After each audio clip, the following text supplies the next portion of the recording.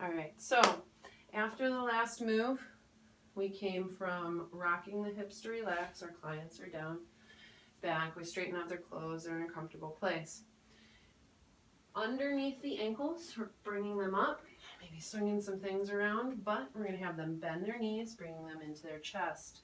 The arches of their feet hit our knees, and we're going to assist them in a low back stretch. So from here, we are close enough that we can bend our knees and assist pressing that in. All right, so those knees track to the ears and the thighs track the side body. They're taking a few nice deep breaths. You can palm on outside line 1 or that tibialis anterior.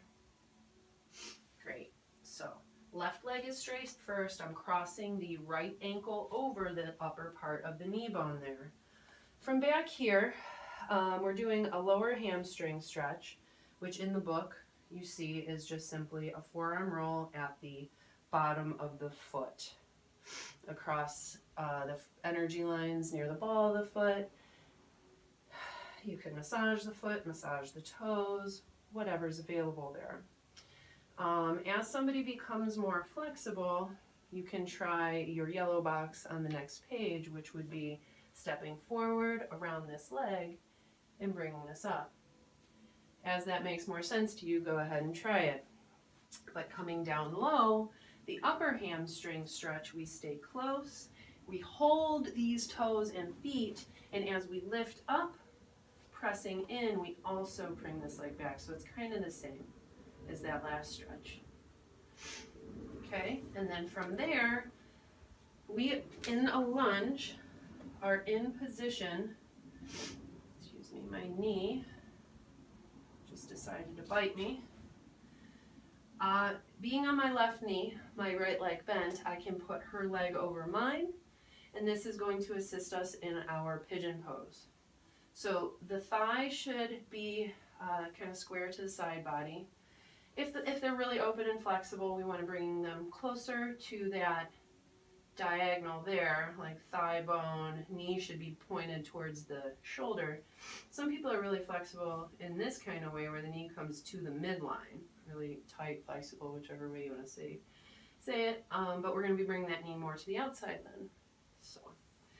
But with that, we're going to try to palm open the outside of the leg, whether or not you have to hold the lower leg and just palm the thigh,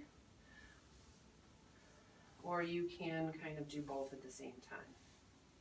All right, so we are to repeat those 3 stretches, the figure 4s. So coming out, straightening out, their right leg stays straight, going to press across. I use my knee to bend their knees so that they know what's coming. But this ankle bone is on top of the knee, on top of the thigh bone there, in order to make that happen. And from back here, some forearm rolls, simply, simple enough. Maybe stepping across, if we can get some stretch, and this makes sense, we step across and kind of lock in by straightening our own leg. And their hips kind of move a little tight there, so her leg doesn't come up as straight. Coming down into position in a lunge, my bent knee with her straight leg, because eventually that'll be for pigeon. But from here, holding on to the foot, bringing this leg in and leaning forward. We're really trying to keep the hips on the ground, so you really push into it and then lean forward. We don't want to push the legs all the way forward and then try to pull. That isn't part of the journey. I kind of met the end. So 3 stretches. They can be very similar and very different for people. Some people don't feel them a lot, other people's do. It can be a deep internal kind of stretch, those guys. So, but be careful with this one. Sometimes the hips in the front have hip pointers, and with the pigeon pose, just tighten up her belly. There's something tight in there. So watch for body cues that let you know some things are tight. You might want to inquire at that point and see what's going on. So we did the pigeon pose. So plow pose. Plow pose may be one that you don't necessarily want to try at home, unless you have some supervision. If you and your partner feel confident that you can do this playfully, then by all means have at it and have fun. So to show you a warm-up, the plow pose, the first picture, sometimes, you know, people haven't had their heads, feet behind their heads in a long while, so maybe this is enough, just warming up. Okay, well maybe we just kind of warm up here today. You know, their legs are straight, please keep your legs straight for me. You just kind of push them up onto their shoulders a little bit. Sometimes their back is really flexible, so grab your legs, keep your arms straight, and they can help protect their back. As keep them locked on your knees, please. Your elbows locked, please. And with that, elbows locked and their hands solid on their thighs, she's starting to rock up onto her shoulders some. You can go ahead and take your arms down to the sides. Now a full plow pose. Being very descriptive, no pillows underneath the client's head, their arms are just out to the side a little bit. I'm going to have to step to her side, hip, foot at hip.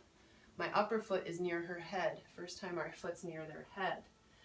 When I lead her up and over this, I do not want to touch her because we don't want to mess with her center of gravity as she's going to be on her neck and shoulders. They don't want to tilt their head, move their head, or any of that. To keep that safe and protected. Yeah, we just kind of assist this lift and up and over, but we really need to make sure that we're keeping it on the midline, that we're not over to the side because that is questionable. The second that you're over the midline, not paying attention to that, they have to tighten up their core, engage it, and it's not comfortable.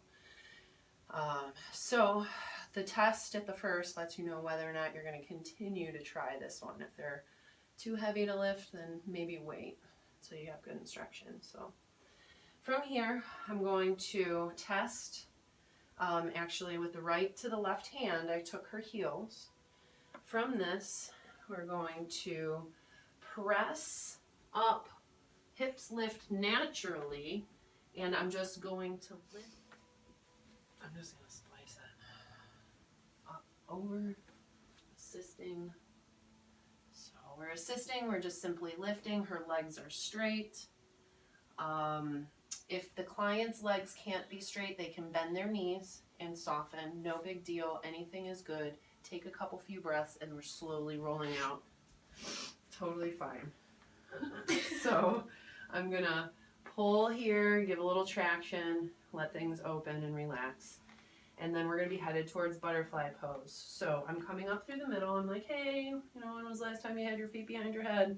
You know, preparing. You know, you can have conversations, a little bit of laughs about some of these poses, you know, because some people haven't been in them in a while, so, or ever.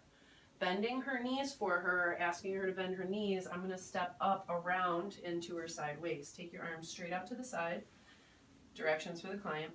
My toes need to be right behind the shoulder blades, both sides. It will give me room and range of motion. If I'm too close into the hips, soft tissue will keep us from moving further into this. So up behind the shoulders, her legs come around my hips, and the feet touch. Now I press them down as far as possible.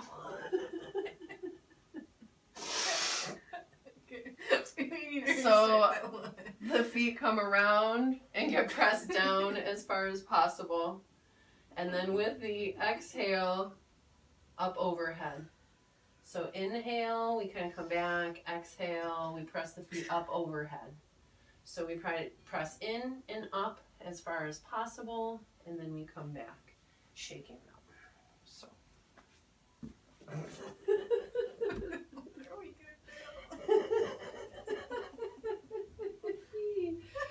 So, next, I believe that we're coming up into our double leg pull-ups, and yeah, cross leg pull-ups. So this is going to be a little bit more of a squat and a row for us. Their legs are straight up towards the ceiling, and I have to come in enough that I can support them. So depending on the size of our chest as a practitioner, they may need to widen their feet, and you might have to ask them to hold their legs straight and as wide as the shoulders. I'm coming down and in, hold. We have them hold onto our forearm on top of us there so that their arms, just like the leg, doesn't give out. And from here, inhale, Exhale, I'm going to stand up and row back, pressing my hips forward. She is in a double leg pull-up, forward fold. So just releasing that back down a little bit. Inhale, exhale, doing that again. Two or three times. I'm going to let her down, let go. We're going to bend the legs cross-legged, crisscross applesauce. Stay close enough that her legs stay bent. Hold on to my arms again, please. Inhale, exhale, I'm lifting. My knees stay bent this time, and then I sink in to create another compression. So letting go a little. Inhale, my legs are straight. Exhale, I'm going to bend and sink in. This leads us to sitting up. I just walk back, and she's already cross-legged. She's sitting. It's going to lead into a forward fold from this, cross-legged forward fold. So I usually have them inhale, lift up, and then go ahead and exhale and forward fold on their own. So that they can lead their own hands out in front of themselves. If you lead the hands, they have to unusually use their core. Not quite as comfortable. So from here, she's in a forward fold. We have our ABCBA pattern to use, so I'm going to stretch here, kind of from side to side, and then I'm going to break that ABCBA pattern down, meaning I'm going to have her sit up. I'm going to have her recross her legs, so opening up and bringing the right one in first, the left one. Inhale, sit up nice and tall. Exhale, forward fold. And from here, instead of a stretch, I'm going to palm press. Palm, palm, palm. They're relaxing. They love it. We massage their shoulders. We're going to back it out and down. All the way down to the hips if we like. So palm press. I'm going to have her inhale, sit up nice and tall.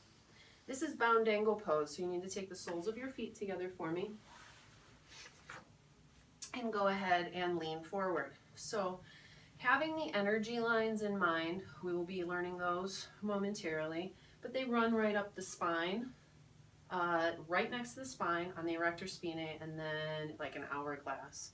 So with those in mind, we could very well be doing thumb presses on them, forearm rolls, whatever is comfortable here. I would actually say that a lot more of that addressing the individual energy lines might be more comfortable in a straight forward fold. This one here, depending, we want to take it slow and easy, the thighs, palm rolling the tissue back towards us, maybe gently walking a little bit from side to side will help the hips and the tissues open up more. But we want to be gentle with that because not everybody is ready to let those legs drop. So inhale, sit up nice and tall. Take your legs straight out in front of you. Inhale, reach all the way up. Exhale, forward fold for me. So forward bend with straight legs. Again, so we could forearm roll or start coming into elbow presses in this.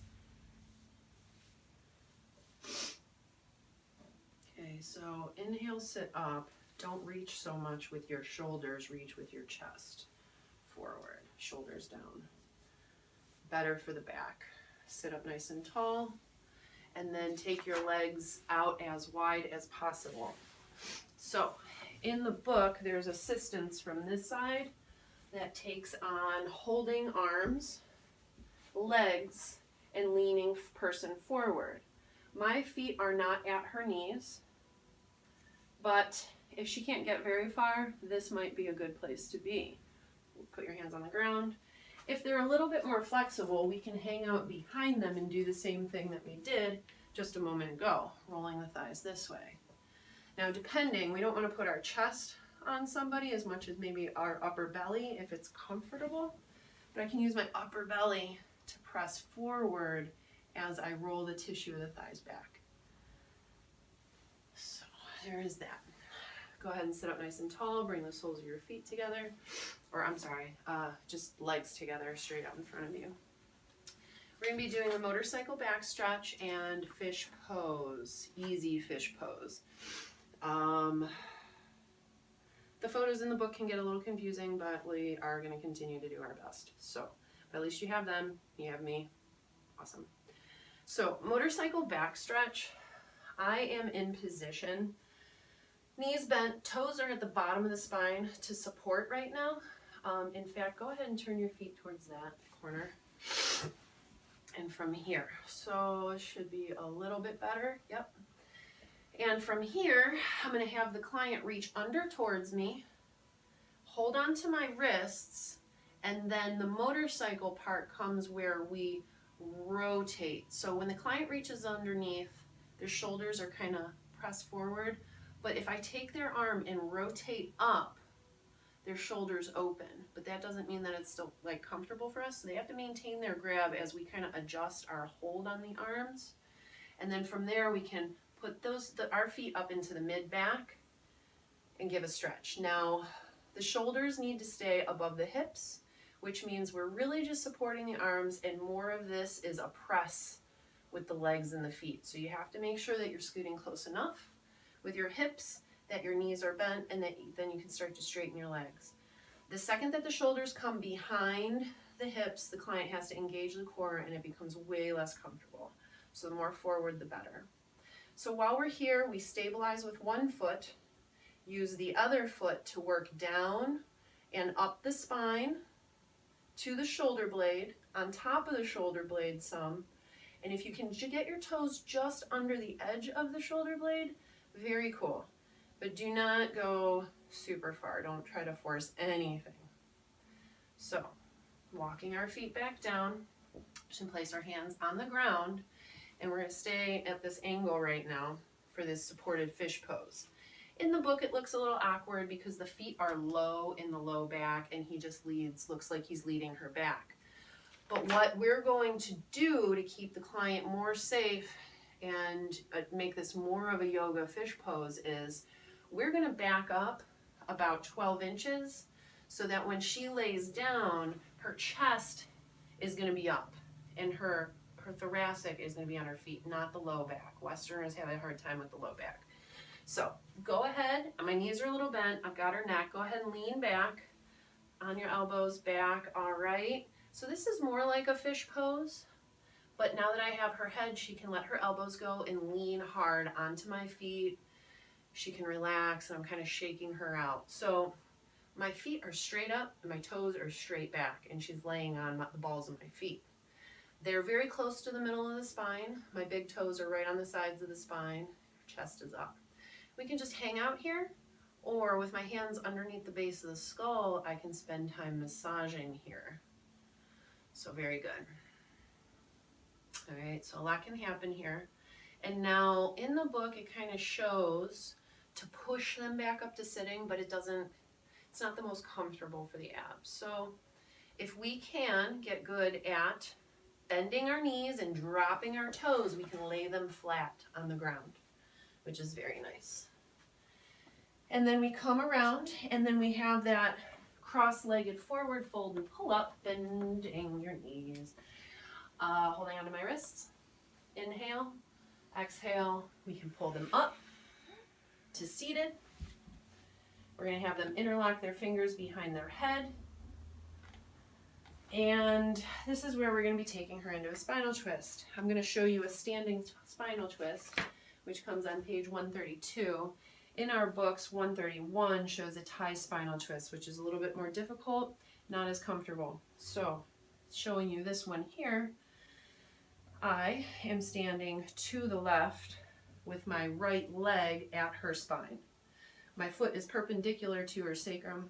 I'm sorry, it's parallel to her sacrum, so it's facing this way. My leg is a support. I'm going to come forward, holding on to her shoulder blade side body, not the arm. If you hold on to just the arm, the tricep, it doesn't feel as good, not as solid. So if I grab the whole of the side body there, I can straighten my back, go ahead and lift and twist on my right leg. Using my left leg, I can push her into this twist. Okay, so I'm going to switch my stance, and you can twist to the side 2-3 times. You can hold it and breathe 2-3 times. So to see this from this side, standing here, my foot is on her spine, and I'm connected with her with that back leg. coming across to the front, holding onto that body, lifting up on my left leg. She inhaled and exhale with the twist. So we can hang out here, inhale and exhale, twist. She's just twisting. All right, and bringing it back to the middle. So back lift comes next, palms together. I'm coming in with like a waddle foot, almost like Charlie Chaplin. My knees are going to stay together, my feet are wide. And with this, we are going to bend our knees and send them deep down into the client's back. We're not pushing them into their spine. We are pushing them into the back, but we come to find out with our practice it feels pretty good. If it doesn't, if we're too bony, they're too bony, you can put a blanket between you two and it should work out. Palms together, my hands around hers. After I sink in, I lift up and back. So I have to be grounded in order to be able to lift. Some people lift and they fly backwards, so don't do that. So we have to ground down and lift up, and that feels really good. So you can do it once, twice, 3 times. Bring those arms down to the side. Maybe we palm press the shoulders as we come down to our Tai Chop. Palms together, flop, flop, flop. My arms are bent and everything comes from the wrists. And we'll sweep it out. So, and that is everything for the large yoga series. We're going to be doing the back series and finishing out soon. So, okay, moving into the back and finishing series. Steps number 78 plus, I think it's through to about 100. So we've seen the feet quite a few times. We understand that there's 9 points and lines. We can use those for reference points, and we can begin to knee press and or palm press the feet, or center our knee on those foot points. So although our book says knee press the feet, thumb press the foot points, you can, depending on the sensitivity of your client, you can start with deeper pressure like this, or you can still use your palms and thumbs. Just to say hello again to the feet, we're starting there, cleansing and moving up. Again, excuse me. And in the book, it shows some beginning walking on the feet. So this is palming of the feet.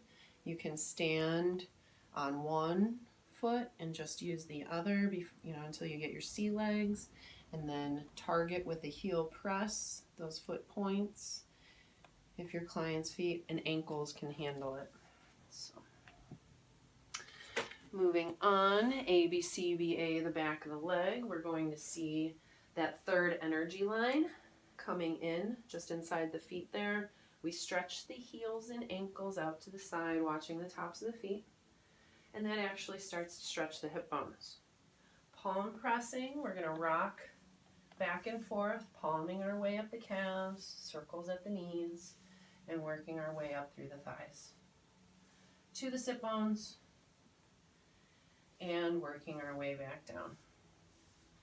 So my intent and purpose is just to demonstrate these massage techniques, and you can pause and work at any time, continuing on. So the energy line, is like a stocking line. It runs directly up and cuts, slices the leg, right the Achilles, the calf right in the back of the knee, straight up to the sit bone. So with that, we're going to do like little shiatsu thumb hands, and we rock through the knuckles to the thumb, through this broader expanse of tissue. The calf is more sensitive than the hamstrings. We're going to be very delicate and gentle behind the knee like we were on the front side, but we can give a lot more pressure up into the thighs and into the sit bones.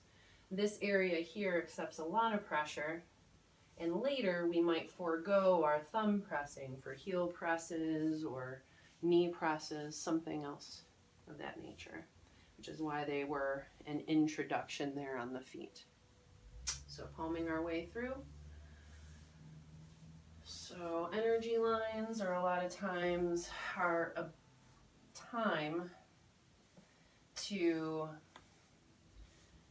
see what's going on with the body, see how tight things are, where there might be congestion to let go of. All right, ABCBA, working into number 82 is forearm roll the hamstrings. We're going to do a couple of things for this side and then do the repeat on the other. So I open my left leg to the left side here and scoot in some so that I can do this forearm roll. Forearm rolls, our arm kind of rotates away from us. So we start on our ulna side and then we rock away. So that's because as we roll like from tabletop, it makes more sense. If we try to roll the arm towards us as we're doing that, it stops the action. It cuts it short instead of as a natural movement and roll, like a rolling pin away from you. So it says forearm roll the upper thigh, but don't ignore the lower leg as well. So here's that, gentle behind the knee, and then all the way up to the sit bone. Bringing it back down. We also are going to be doing an elbow press along that same line. So partnering up your thumb with your elbow, you can find your point to press and stabilize a lot better, a lot easier. So this is our elbow tool. It's not the point of our elbow. It's like the flat of your elbow that you actually kind of seek the point with your thumb and then you roll into that flat of your elbow. So yeah, it's just like the edge of the tip of my elbow finds the edge and then I roll through that tool, that little like 2-inch elbow tool that I have there. As I get up into thigh, I come up out of my own hips to rock into that a little bit more.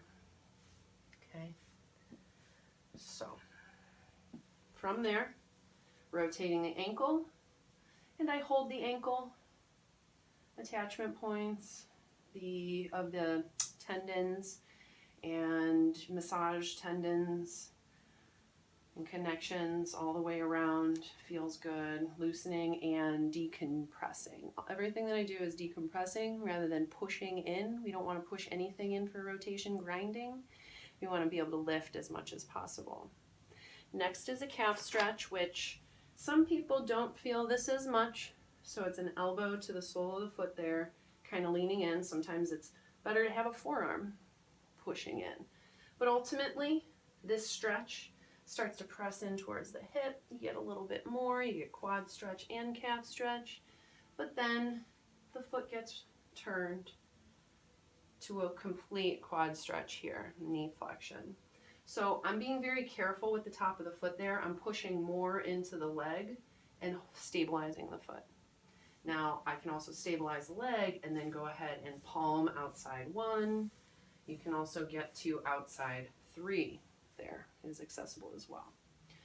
If your client has more flexion, they show in the book, I'm down here where I could possibly bring my knees in for support and assistance to lift that knee up a little bit higher and then bringing that back down. So those steps get repeated on the other side, those leg steps, steps number 83 through 87. So that was opening up the right leg, forearm rolling the leg, finding your elbow presses of the leg, inside leg and thigh, inside line 1, rotating the ankle, calf stretch, knee flexion, and a little bit of a progressive movement there for stretching. So you can pause the video and try that. And I will be moving up into the hips. So do me a favor and turn a little bit this way.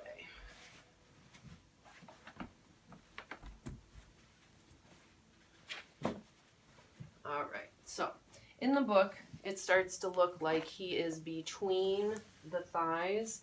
It would be better to bring the client's legs together and begin to come across and start lunging safely again. So I should probably lunge to this side so you can see a little bit easier. So turn more your head this way, like more body this way. Yeah. And so thumb pressing the hip points. Again, we don't want to come in like we did the chest just with fingers poking. So we're going to come in, touch the hips, and then we're going to palm press the glutes so that they know where we're coming. And in our book, we see that we have acupressure points basically along the glutes, the iliac crest, to the sacrum. And then when we find the head of the femur, there's a few points right around the head of the femur. Things are pretty general. It's kind of what feels good. So coming in, I find that iliac crest and I'm in the top of the glutes. That's about 3, 4, and 5 points. Making my way back out. Come down, find the head of the femur, 1, 2, and 3. And then making my way back out. So the next, depending, so that could be fingers, thumbs, there's a few steps here, elbow presses, which we should do elbow presses in the way that we're lunging. So my right leg is up, I'm going to lunge across to her right side using my left elbow. That way I can pull towards me and get more pressure. So that means that I might have to switch my legs, switch my stance in order to elbow press the other side of the glutes. So that is on you to go ahead and try what works best for your client.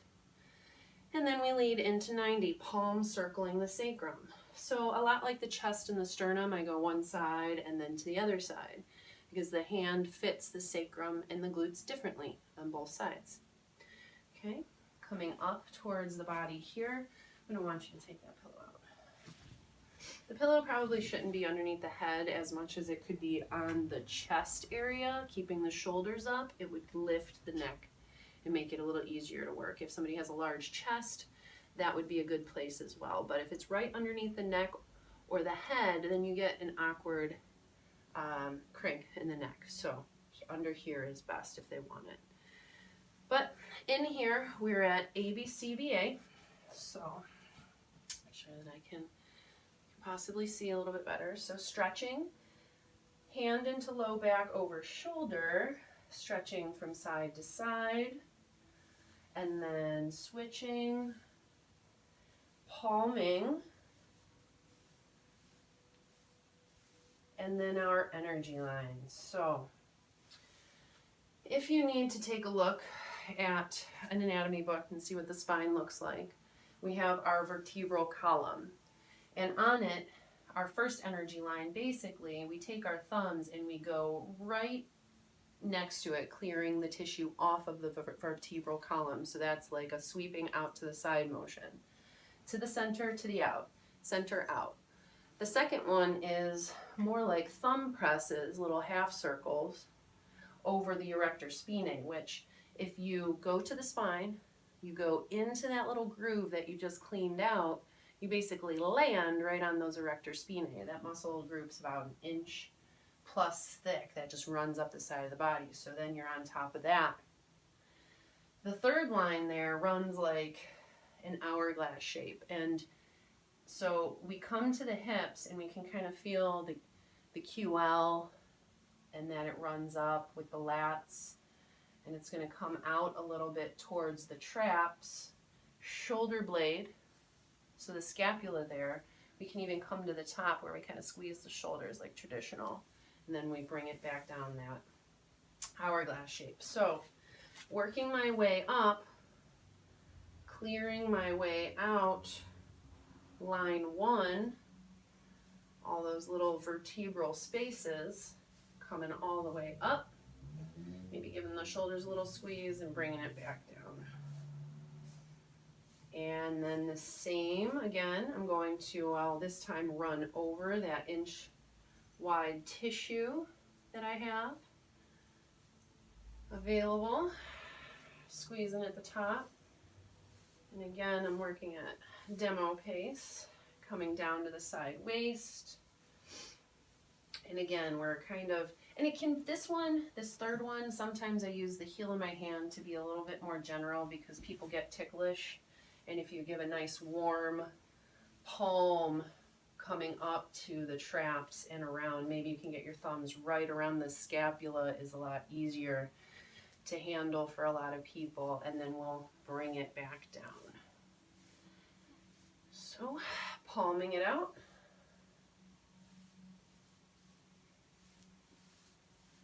Stretches side to side, and then leave.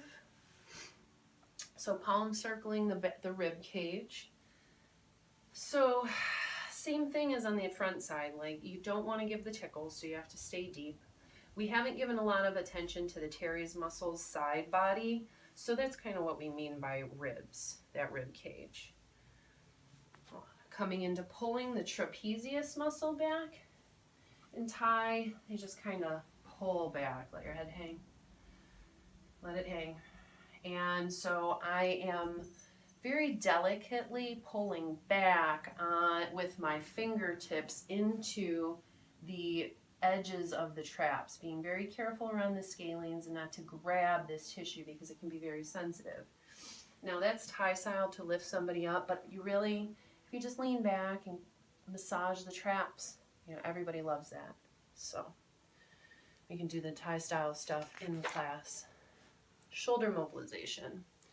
So I'm going to show it on the right side, I guess, first, because my butt will be in the way on the right.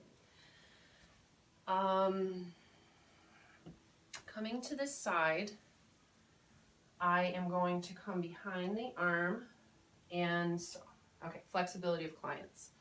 I'm kneeling to the side, and maybe somebody's shoulder doesn't go behind the back, or the hand doesn't go behind the back like we show in the book. So we lift the arm back straight, and coming in, I can support with my closer leg, their arm, and then turning in, supporting my own elbow on my own thigh, I can use my body again, and arm for leverage. So I can take my core out, and I can rotate their arm, getting that mobilization going. I can also let go of that arm in the back and then hold on to the shoulder, get things mobile. And then as things open up, we can get the arm behind the back. As that happens, maybe we can start to define the edge of the shoulder blade more with our fingers, massaging, maybe using our thumb, or we can come up with our elbow and lean into it. You can spend time, little circles. Just be careful, don't be too quick with it. Chances are, once you get in there, somebody's gonna want you to hold it for a while. So, squeezing the shoulder, maybe even coming to the outer armpit area where the teres muscles are, the shoulder blade, that outer edge of the shoulder blade would be good. So then when you're done there, you bring it out, shake it out, maybe palm it out. And so that my butt isn't in the camera, you can pause here and work with the other arm. And then I will go into the next couple of poses. So.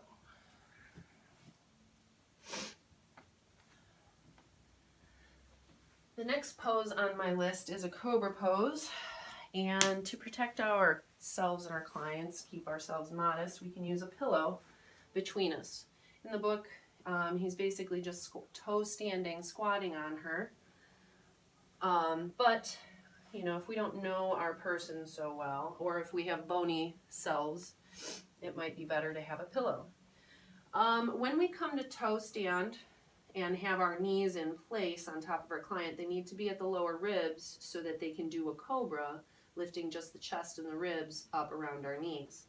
So coming down, toe stand, my knees are together, my thighs are together, and I'm sitting up. I'm going to have to keep the core up, and when this happens, I'm going to row my chest forward and bring her up as much as possible. If I let this go and fall back, well, then things are a funny mess. But for right now, we toe stand and come in, and when we sit, we actually sit in a way that we're unwinding their hips and sacrum, because We also don't want to sit on them and push their low back up and then try to lift them. It'll crunch the low back. So this is a way to try to keep the... Alright, so again, toe standing, interrupted, coming in. Okay, motorcycle stretch, like the other one, those shoulders, we can't just lift like this. We have to rotate open and hold. Now, in this pose or like the other one, if it's not possible, you can just bend. They can bend their elbows and you can just lift them up at their elbows. So, but right now I'm going to have her inhale, lift up, look up. And that's about it. We just support that. Take a few breaths. Maybe they let their head hang and stretch out their neck from side to side. Nice. And then inhale up. And then we'll exhale and we'll just let her down. Great. So you will see different ways. I'm going to palm it out because we're headed down towards locust. You'll see different ways of doing cobra poses once you get into looking things up and research online. But some are for way more flexible people and yogis, so you really have to be careful with what you're doing and understand why you're doing it. So our single leg locust, and we only really have 10 more poses left. So thank you for my shortening of these videos, and maybe we'll get better recordings out again. I am going to start here with this left leg. And in the book there we show, hey, we're coming at you. So we give a little tug, straightening out that low back from what we were just doing. We're going to stand to the interior of their legs. I've got her left leg. I'm going to use my right leg to hold her sacrum in place. Now make sure that your heel is not in the center line, so not in the anus, thank you. We're going to press it over to the left of the sacrum to keep things flat and towards us. And all we're doing is flat and towards us as we lift this leg. Now, I also have my elbow on my knee so that I can have better leverage. Now, as things progress, we can dip our ball of our foot right into the soft small of the back. We still want that foot pressed in and towards us to keep the low back wide and open, and then maybe give a deeper pull and stretch. So there is that. I'll just do that one again. Locust, tug, coming into the center line, left foot to right side, flat on the right side of the sacrum, gentle lift. Maybe we have more room, ball of the foot, soft of the back. My little toe is very close to the spine, but not on it. Lifting. Again, please opt out for anything you don't feel too comfortable with. So, that is it for this back side of the body. You can Tai chop. You would ask your client to roll over face up for you. Go ahead and roll over face up this way. Put your head here with the pillow. I don't know if we need the pillow. We don't need the pillow. So, fantastic. Our ball of laughs today. Oh, I hope my video editing goes well. All right, so the last few moves. It's funny because we spend all this time until now working on the entirety of the body, when a lot of times neck and shoulders, you know, in regular massage, we can spend hours there. So you can get lost up here as you wish. But the entirety of the massage at minimum would be 90 minutes. 2 hours is a good amount of time for your practices. So coming in, our last 8 moves. Number 100, thumb press under the clavicles. So again, we don't want to just drop our thumbs in near the clavicles. We want to let them know we're coming into their shoulders, palm pressing our way through, warming things up, and then maybe giving a better press, taking those tissues, the pec muscles, away from the clavicle.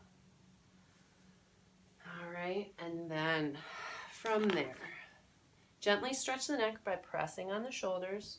So we just rotate the head to the side. I'm going to support the skull while I press the shoulder away more than pull the head. Stabilize the head and press the shoulder away again. So do that 2 or 3 times. Sometimes I move my hand just a little bit in order to get a little different stretch. And then gentle massage. So we want to be careful of anything in front of the sternocleidomastoid. So we've got that big strat muscle from our ear to the front of our sternum. So just be careful of the front of your throat. But anything from this big strat muscle, we can gently use our thumb or a thenar eminence. Some people use their fingers to basically address strips of tissue. I basically run lines because there's the SCM, there are scalenes underneath there, and we don't want to move fast or quick, just gentle thumb circles in lines, just like the feet, the energy lines that run off the feet and the hands. You just kind of draw non-artificial lines up and maybe to the back of the ear there. So maybe squeeze the side, press down a little, coming back through the middle, off to the right, supporting the head, pressing the shoulder away. I'm going to replace that hand and press that shoulder away again and again. Okay, and then I'm going to use the whole of my hand to kind of squeeze. And I'll support her head, maybe rotate back just a little to soften the neck so that I can use that thumb, thenar eminence, or my fingers to massage those strips of tissue. Again, the SCM, the scalenes, there are blood vessels that do run in and out of here, so that's why we're not moving very quickly with our thumb circles or very deep. Unless you really know what you're getting into as a therapist in there. Therapists, you can bring your education in with you. So in the book it gives ear massages one at a time, but I'm going to do both at one time. So this is just a rolling of the tissue and a gentle stretch. So I'm pulling on the earlobe, and then I'm slowly making my way around, doing gentle pulls that allow the stretch to occur deep into the sinuses. So you can just massage the ear, you can think about that, or you can pull and hold a little bit deeper, a little bit longer, and that should do connect a little bit deeper. Ear massage. Feels good to do them individually or bilaterally. Do them both, experience them both on yourself. Finger press along the trapezius and the neck. So we're going to go between the shoulder blades and we're going to lift up along the neck. And then that's basically a lot of the area where we haven't been able to get into. So my fingers go down and they press up towards the ceiling, like up towards the spine, that energy line 1, 2, or energy line 1 rolling over 2. So the erector spinae gets a little bit into the rhomboids back there.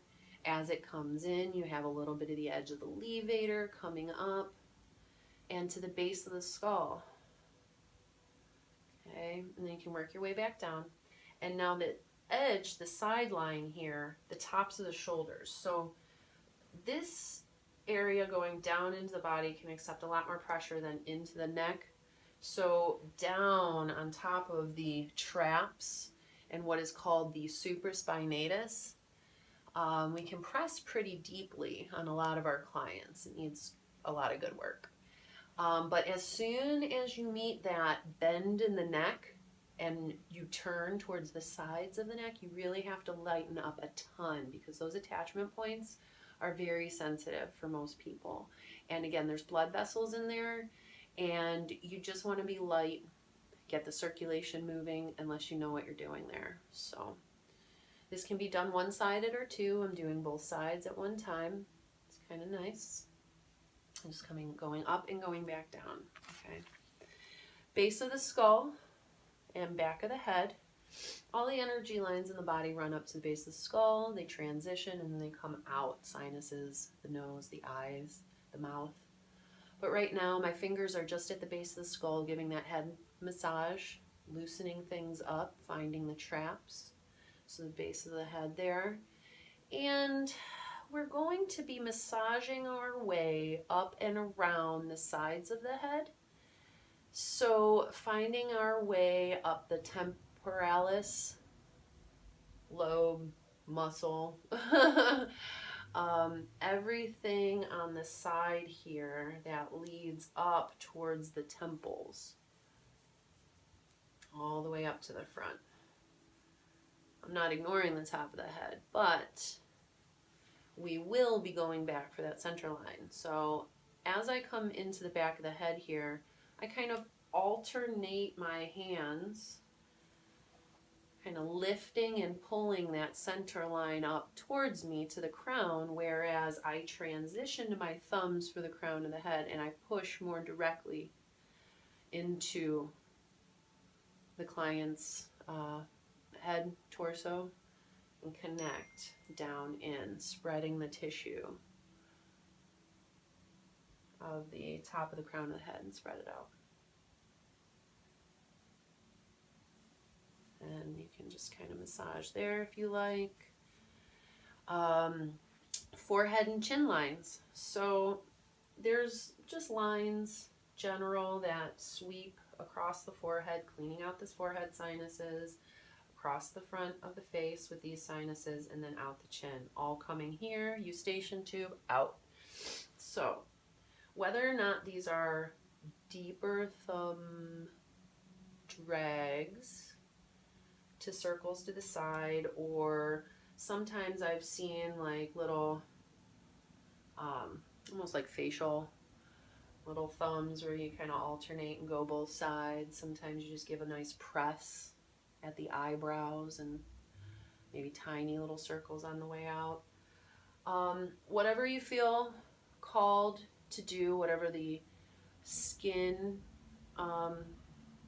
will allow you to do. If it's real sensitive skin, you're going to want to keep it lighter. But you just keep kind of resetting and drawing your way out. Now, at this point with the face, I usually have taken a conscious effort to wipe my hands. We've worked on the entire body, so I usually just wipe my hands really well on the sheets. I kind of been goofing, so I did not do that distinctly at the beginning of starting this. So, if that's a concern, otherwise you could have a towel with you to wash or wipe your hands as well. You can just avoid the face. At this point in time, we might need to start avoiding the face. Number 106, scrubbing the scalp with a shampooing motion. At this point, we've done massaged for a couple of hours, and we're going to start cleaning the body out. So it's more of a visualization practice, that all the congestion that we have brought out of the body, we're starting to bring that dark smoke up, out. We're cleaning it. Everything's coming back to the organs. This is a stimulating practice that kind of kicks the body on again after being relaxed for so long. Starts waking them up, even though they could fall asleep to that for 2 weeks, they say. Creating a vacuum with the ears. We're going to press into the ears with the palms of our hands and create a suction cup. And this is where we continue our visualization of like that dark smoke, everything that we've just done. We're closing out and sealing our practice, and we're bringing it all up and out to the surface so that we can release it and let that all go. It's also a time now, with our 108 finished with meditation of thanksgiving and healing, this time, that time is a time to start disconnecting the dance of your energies. It isn't possible for us not to exchange some form of energetic connection and dance at this point. So these last few stages are a time to begin disconnecting from this process and this practice and allowing them to have their space, their time, that the things that are meant to happen inside their body will happen for them on their own. So from that, you can either let them stay here and rest, or you can assist them with that seated forward fold and a Thai chop to wake them up and escort them out if you have another client. So if not, they can just lay here and roll around and enjoy the effects of the work. We're going to crisscross applesauce. Inhale and exhale to sitting. Just reaching, stretching, relaxing, and a little bit of a Tai chop for that finish. And we'll just let her be with that. So thank you so much, and I hope that this helps as an intro to your Thai massage practice, and I will look to recreating and creating more separate videos for you. Thanks. Good luck.